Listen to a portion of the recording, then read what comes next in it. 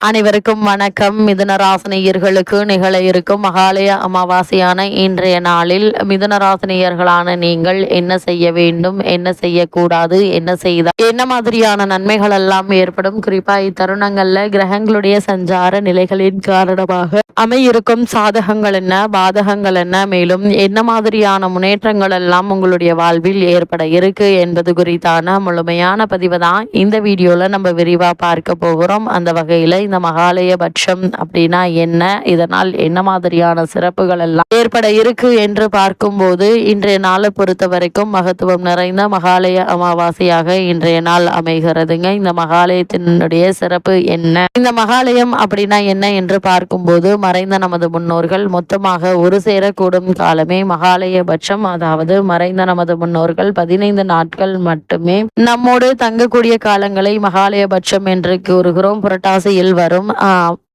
அமாவாசையே மகாலய அமாவாசை. அதற்கு முந்தைய பிரதமை ஆரம்பித்து 15 நாட்களும் முன்னோர்களை வழிபட பல்வேறு புண்ணிய பலன்கள் கிடைக்கும். ஒவ்வொரு நாள் வழிபாட்டிற்கும் ஒரு பலன் உண்டு. முன்னோர்களின் ஆசியால் செல்வம், புத்திர பாக்கியம், பகையற்ற வாழ்க்கை, கல்வி, புகழ் ஆகியன கிடைக்கும் என்கின்றன சாஸ்திரங்கள். இந்த 15 நாட்களும் வீட்டில் சுபகாரியங்கள் செய்ய மாட்டார்கள். வீடுகளில் இந்த நாட்களில் முன்னோர் வழிபாடுகளை முடித்த பின்பே கோலமிடுதல், விளக்கேற்றுதல் போன்ற வழக்கமான கடமைகளை செய்வார். இந்த 15 நாட்களும் உணவில் எளிமை வேண்டும். அசைவ உணவுகள் கூடாது. ஆடம்பர விழாக்களை தவிர்க்க வேண்டும். கிடைக்கும் நேரங்களில் இறை வழிபாடு, நாம ஜபம் செய்து வர வேண்டும். இதனால் பல நன்மைகள் ஏற்படும். அது மட்டுமில்லாமல் இந்த மகாலயத்தினுடைய சிறப்புகள் என்ன என்று பார்க்கும்போது ஒவ்வொரு அமாவாசை தினத்திலும் பிதுர் உலகம் சென்ற முன்னோர் நம்மை தேடி வந்து நம்முடைய வழிபாட்டினை ஏற்றுக்கொள்கிறார்கள். மகாலயபட்சமான 15 தினங்களிலும் கூட்டமாக அவர்கள் இங்கே வருவதால மகாலய அமாவாசை சிறப்பு பெறுகிறது. முன்னோர்கள் அனைவரும் ஒன்றாக கூடி வரும் அமாவாசை என்பதால் இது மகாலய அமாவாசை என்று சொல்லப்படுகிறது. நவராத்திரியில் துவக்கத்தை குறிக்கும் அமாவாசை தினம் மகாலய அமாவாசை நம் வாழ்க்கையில் வழியாக வந்த அத்தனை தலைமுறை மக்களுக்கும் நடைமுறை நன்றியை வெளிப்படுத்தும் விசேஷமான நலனாக மகாலய அமாவாசை விளங்குகிறது. அது மட்டும் இல்லாமல் வருடத்தில் வரக்கூடிய 12 அமாவாசைகளில் இந்த 3 அமாவாசைகள் மிக முக்கியமானது. அந்த வகையை பொறுத்த வரைக்கும் மாத அமாவாசை குல முன்னோர்களுக்கான வழிபாடு என்றாலும் முன்னோர் அமாவாசை மிக முக்கியமானது. அதே போல் உத்தானிய காலத்தில் வரும் துவக்கத்தில் வருகின்ற தை அமாவாசையும் தட்சியானிய காலத்தில் வரும் முக்கியமான அமாவாசையான ஆடி அமாவாசைக்கு மிக முக்கியமானது. அந்த அமாவாசையில் தர்ப்பணம் செய்ய முடியாதவர்களும் செய்தவர்களும் தொடர்ந்து 15 நாட்கள் முன்னோர்கள் வழிபாட்டை இயற்றுவதற்கானதுதான் இந்த மகாலயபட்சம். மறந்தவர்களுக்கு மகாலயம் என்றொரு வழக்கு மொழி உண்டு. ஏதோ ஒரு காரணத்தினால் முன்னோர்கள் வழிபாட்டை செய்ய முடியாமல் போய்விட்டவர்களுக்கும் ஞாபக மறதியால் மறந்து விட்டவர்களுக்கும் மகாலயபட்சத்தில் குழுவாக வரும் முன்னோர்களுக்கு நீரும் சோறும் தந்து பசியையும் தாகத்தையும் சேர்ப்பதன் மூலம் நல்வாழ்வு பெறலாம் என கூறப்படுகிறது. அந்த வகையில் தென்புலத்தார் தெய்வம் விருந்தோங்கல் தானொன்றாங்கு ஐம்புலத்தாறு ஓம்பல் தலை என கூறுகிறார். அந்த வகையில் இந்த காலகட்டத்தை பொறுத்த வரைக்கும் நம் குடும்பத்தில் தோன்றி மறைந்த நினைவுகளை பாதுகாப்பதிலும் அவர்களுக்கான வழிபாடு நிகழ்த்துவதும் தென்புலத்தார் ஓம்பலாகும். இதற்கு தான் அமாவாசை வழிபாடு சிரார்த்தம். எல்லாம் அமாவாசை என்று மறந்தாலும் வருடாந்திர சிரார்த்தத்தை மறந்தாலும் இதற்கென்று இருக்கக்கூடிய சிறப்பான பட்சமான மகாலயபட்சத்தை மட்டும் மறக்காது என்று சொல்லி இருக்கிறார்கள். மறந்தவர்களுக்கு மகாலயம் என்கின்ற வழக்கு இப்படித்தான் வந்தது.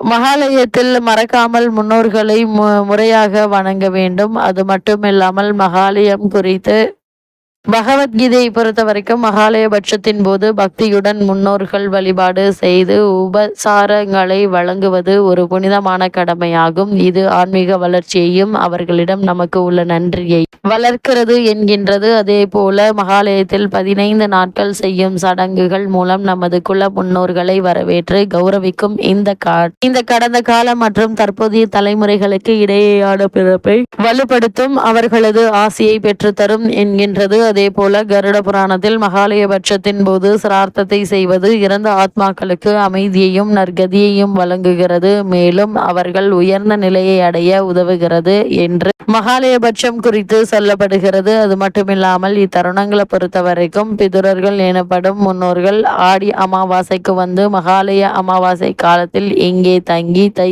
அமாவாசை முடிந்து பூலோகத்திலிருந்து தங்களுடைய பிதர்லோகத்திற்கு திரும்ப புறப்படுகிறார்கள். நாம் எப்படி வாழ்கிறோம் என்பதை தெரிந்து கொள்வதற்காகவும் நம்முடைய குடும்பங்களில் உள்ள தோஷங்களை நீக்குவதற்காகவும் தான் இந்த தங்கள் சக்தியை பயன்படுத்தி நமக்கு நல்ல அசைகள் வழங்குகிறார்கள். நம்மை தேடி வருகிறார்கள். மகாலயபட்சம் முன் உள்ள நாட்கள் அனைவரும் வருகை தரும் நாட்கள். மகாலயபட்சத்திற்கு பின் உள்ள நாட்கள் நம்மிடமிருந்து விடைபெற்று செல்லும் நாட்கள். அப்படி செல்லும் அவர்கள் வழிக்கு வெளிச்சத்தை தருவதற்காகவே கார்த்திகை மற்றும் தீபாவளியை ஏற்றுகிறோம். அது மட்டுமில்லாமல் எந்த கடனை அடைத்தாலும் அடைக்காவிட்டாலும் விடக்கூடாது. நீங்கள் ஒரு கோரிக்கைக்காக குலதெய்வத்தையோ அல்லது இஷ்ட தெய்வத்தையோ நீங்கள் நாடினால் குறிப்பாக அவை பலிக்குமா பலிக்காமல் இருப்பதும் நீங்கள் நேர்த்தார் கடனை நிறைவேற்றுகிறா இல்லையா என்பதை பொறுத்துதாங்க. நேர்த்தார் கடனை நிறைவேற்றாமல் நீங்கள் குலதெய்வத்தையும் இஷ்ட தெய்வத்தையும் அணுக முடியாது. தாத்தாவுக்கு தாத்தா, தாத்தா அப்பா என்று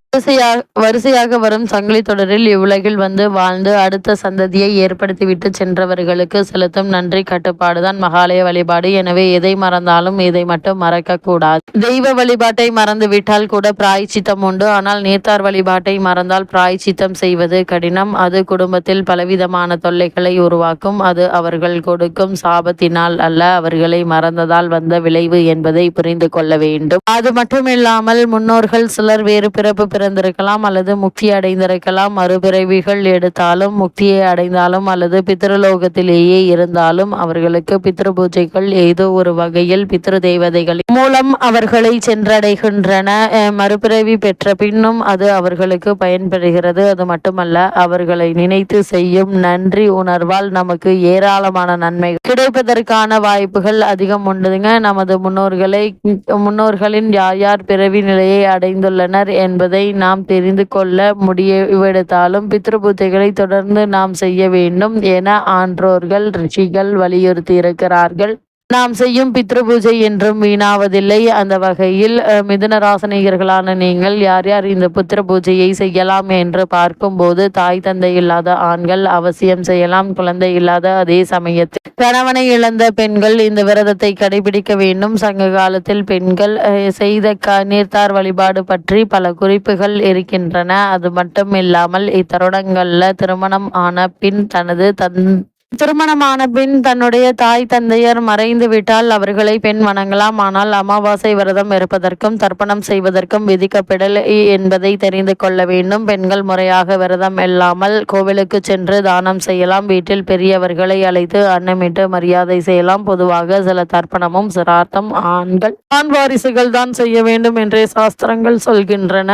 அந்த வகையில் மிதுன ராசினியர்களுக்கு இத்தருணங்கள்ல நீங்கள் முன்னோர் வழிபாட்டை மேற்கொள்வதன் மூலமாக இவ்வளவு நாட்களாக உங்களுடைய வாழ்வில் ஏற்பட்டு கொண்டிருக்கும் தடங்கல்கள் தாமதங்கள் விலகி நல்ல ஒரு முன்னேற்றம் ஏற்படும். திருமண சம்பந்தமான முயற்சிகளை மேற்கொண்டு வருபவர்களுக்கு சிறு முயற்சியிலேயே நல்ல ஒரு வரன் கிடைக்குங்க. அதே போல் புத்திர பாக்கியத்திற்காக ஏங்கி கொண்டிருப்பவர்களுக்கு புத்திர பாக்கிய யோகமும் கிடைக்கும். நல்ல வேலை, நல்ல தொழில், நல்ல சம்பளம் என எதிர்பாராத பல முன்னேற்றங்கள் உங்களுடைய வாழ்வில் ஏற்படக்கூடிய ஒரு தருணமாக தான் இந்த மகாலய அமாவாசை அமைகிறது. இத்தருணங்கள்ல உங்களுக்கு கிரகநிலைகளின் ரீதியாக கூறப்படும் பரிகாரம் என்ன என்று பார்க்கும்போது, இன்றைய நாளில் முன்னோர்களுக்கு திதி தர்ப்பணம் கொடுத்து வழிபடுவது எண்ணற்ற நன்மைகளை உங்களுடைய வாழ்வில் ஏற்படுத்தும் என்பதை கிரக நிலைகள் உறுதியளிக்குது.